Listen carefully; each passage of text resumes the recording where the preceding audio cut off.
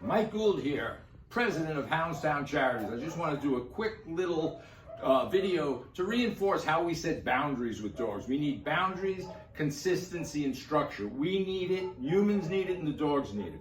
So the first thing we do to create a boundary, humans shake hands. We don't shake hands with dogs. We just do movements that changes our profile. So if a dog is coming, or even another human, I could walk down the street in Midtown Manhattan and walk like this, and people will separate. How do I know? I've done it. So I want to demonstrate if you have a large dog that's going to be near, so our hands drop to our middle of our waist. So you got to get used to flexing. Flexing. This forearm should be so loose, but flex like a fly swatter. So I'm going to bring a dog out. I'm going to show my friends how to put a collar on correctly and how to just set the tone by not looking, talking, or touching. And that's going to set the boundaries we need. Thank you. Okay, so I found the biggest dog I have. I think it's a dog. I don't know. Is this his head? Good dog. Good dog. Oh no, that's not his head. Here's his head. So anyway, so we use a kennel lead because it has a correcting effect, right? It sits over the dog's head. This can adjust to any size dog. We relax our body. That's number one. When the dog pulls, he gets a slight correction. This is not heavy-handed. This is slight corrections as each dog corrects each other. So that's the first thing we do. We use this. I walk, he walks with me, I go this way, he goes this way, I stop, he stops. The next thing I wanted, well, let's cut, and then I'm going to put on a regular collar.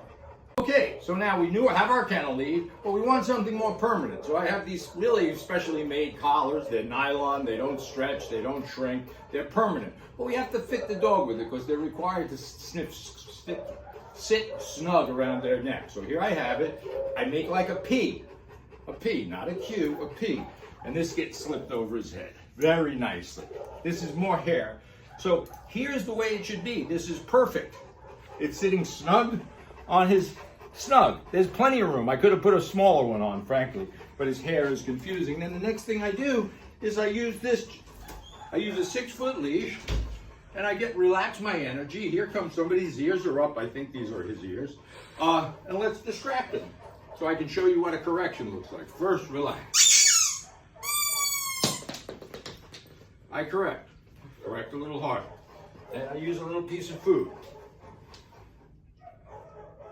I'm relaxed.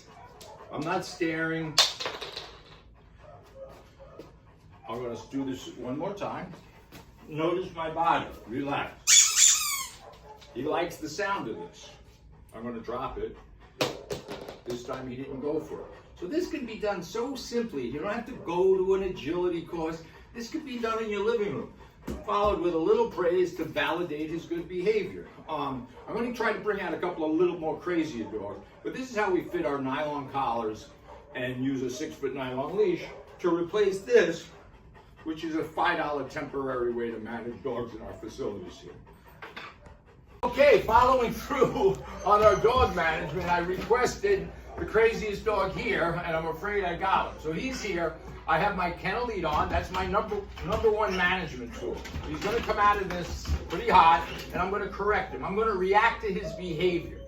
It's not what I do. It's what a dog does and how I react to it. So here we go. Now here I am. Knee, bah, bah.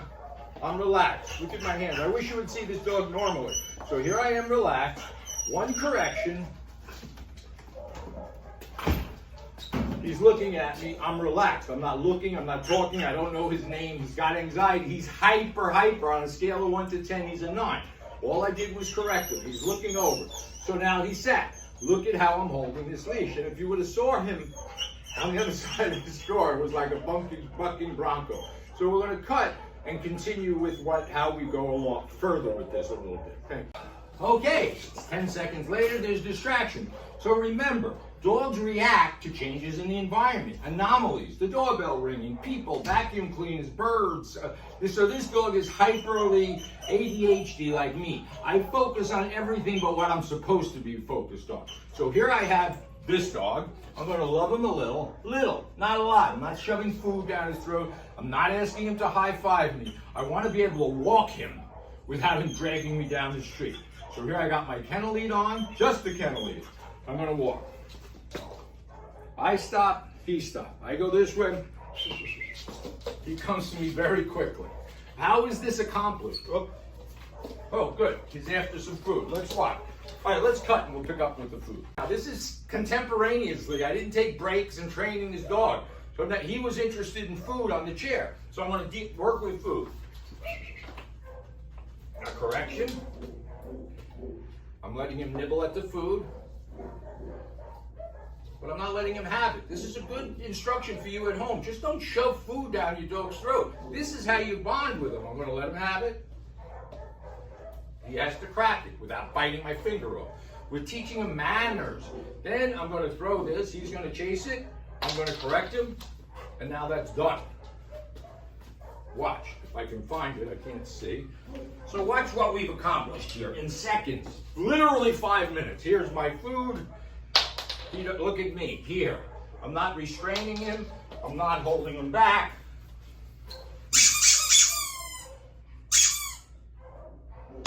Minutes. Why is this important? What if that was a squirrel he was chasing across the street? He'll get hit by a car. He has to subordinate to leadership. This is not heavy-handed. I'm doing this with love. This dog doesn't, look at him.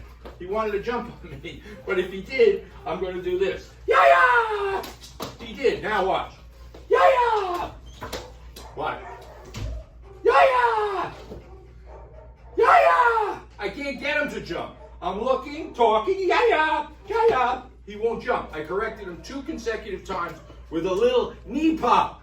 I'm not looking to knock him out. I'm looking to set boundaries. This is a swish. Boom, boom, boom. Love, love, love. This is it. It doesn't get better than this. This is a dog that really, if it keeps going down a path of this high anxiety, where it's complicated, even for the pet owner, just to have him every day. Thank you.